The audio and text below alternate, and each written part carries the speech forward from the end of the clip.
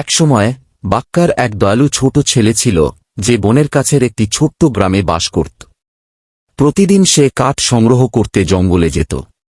একদিন বনের গভীরে হেঁটে যাওয়ার সময় সে যন্ত্রণার গর্জন শুনতে পেল। শব্দ শুনে সে দেখতে পেল যে একটি সিংহ শিকারীর জালে আটকা পড়েছে। প্রথমে বাক্কার ভয় পেয়ে গেল, কিন্তু সিংহের চোখে জল দেখে তার হৃদয় গলে গেল।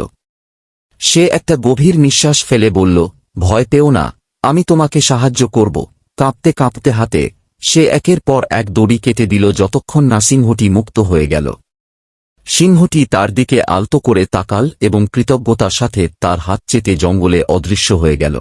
একদিন বিকেলে বাক্কার ফিরছিল, ঠিক তখনই ফাঁদ পাতে থাকা একই শিকারীদের দল তাকে আক্রমণ করে। তারা তাকে একটি গাছের সাথে বেঁধে তাদের নেতাকে আনতে গেল। ঠিক তখনই একটি সিংহের গর্জনে বন কেঁপে উঠল।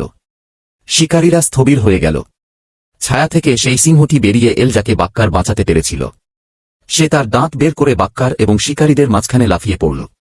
লোকেরা ভয়ে তাদের অস্ত্র ফেলে পালিয়ে গেল।